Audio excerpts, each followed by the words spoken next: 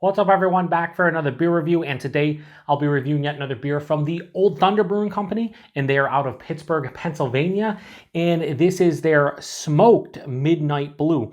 So they're calling this one a Smoked American Porter that comes in at 7% alcohol by volume, no IBUs listed in time of review. This can is approximately 2.5 months old. I want to give a huge thanks and shout out once again to a good friend of mine and a viewer of the channel, Dan, for hooking me up with this one, so big thanks to him. In the description box, I'll post a link to the beer mail unboxing video I did that contains all the goodies he hooked me up with, and he hooked me up with 3 different Old Thunder beers. I've already reviewed the first 2. They were both anniversary double IPAs. They're Everlasting Visitor and 2FK. Everlasting Visitor, really good. 2FK, awesome. This beer, super excited to give it a go. Why?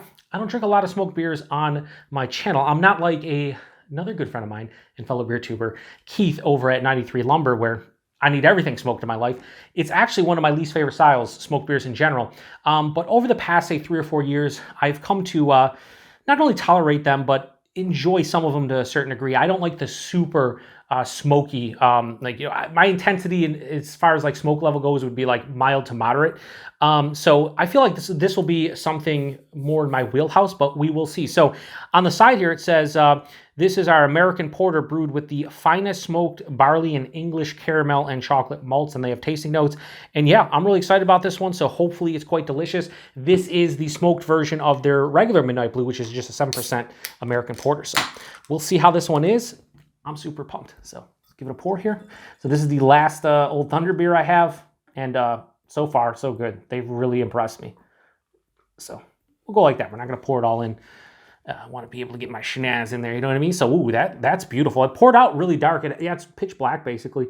Pitch black with just a touch over a finger of this really nice mocha-colored head, maybe a little bit more closer to a darker brown. Super compact bubbles, looking extremely creamy.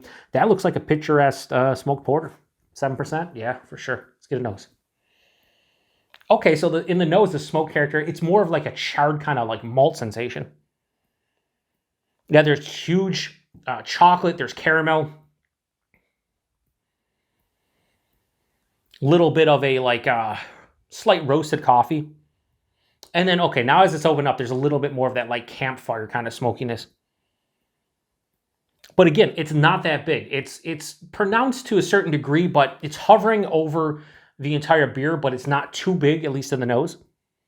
But I'm getting chocolate, I'm getting caramel, a little bit of coffee. Maybe a touch of like a molasses. It smells really nice. If the nose translates into the taste, and if you watch enough of my reviews, that does not happen enough for my liking. I think I'm going to really enjoy this. We will see, though, because if the smoke character is too big, probably won't enjoy it, but we'll see. Anyway, let's get into it. Cheers, everybody. Thanks again, Dan.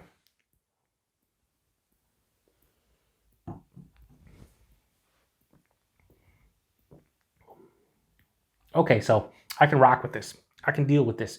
I'm into this. Body in this is like medium, a little bit over, 7%, really nice. The mouthfeel, carbonation says, hey, you know, I'm a 7% American Porter. But it has this really nice smooth creaminess on the back of the palate. And it just flies down the throat hole. And it's really nice on the finish. The taste, it's what I was hoping for. It's a smoked American Porter, but it has nuances of the smoke character. And it has like a campfire type of smokiness to it, but it's subtle. It's subdued. It's not, you know, punching me in the face with it. It's not overwhelming my palate. It's not doing anything that would cause a disservice to what I enjoy as far as beers like this go.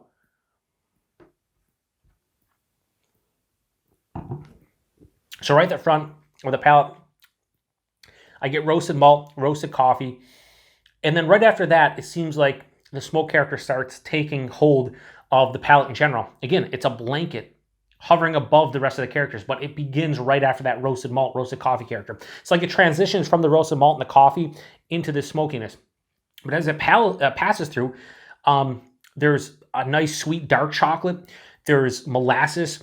There's caramel. There's things of that nature that are really nice about, I'd say, the first 3/4 of the palate. The smoke character kind of dies out on the finish, and I'm left with a slightly dry, mild to moderate kind of bitterness, like an earthy kind of bitterness to this one. Super easy to drink, 7%. You really can't tell. I think they did it. So it all depends. It's in the eye of the beholder and what you like stylistically. If you're somebody who loves smoked beers in general, you probably won't think this is, there's enough smoke character or enough smokiness for your liking, I don't think.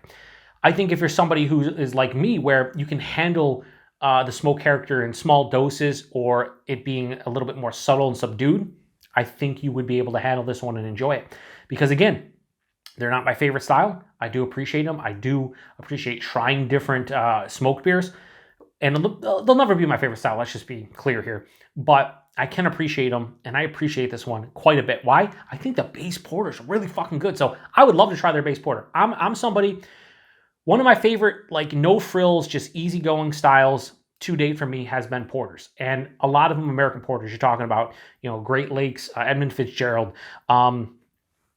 what other ones? Anchor Porter is one of the first beers I reviewed on the channel because it's the beer that kind of got me into craft beer. Smutty Nose Robust Porter, Founders Porter. There's Deschutes Black Butte Porter. There's so many good old school American porters that I would just love to try the base porter of this and see how they did with it, because I think there's a great base here. And I think there's a lot of character, and the smoke is kind of drowning out some of it, but I still get, I think, the core of this beer, but I'd still love to try the non-smoked version. So, not much more to say. Really good beer. I enjoy it. So, I'm going to give Smoked Midnight Blue, Smoked American Porter from Old Thunder, straight 4 out of 5. And that's probably one of the highest ratings you'll see from me personally on a smoked beer, at least as we sit here today.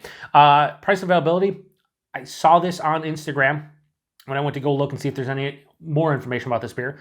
And I think they said it was $16 a 4-pack, I think, or... yeah, I think it was $16 a 4-pack, $4 can, 7% smoked porter. That's fine.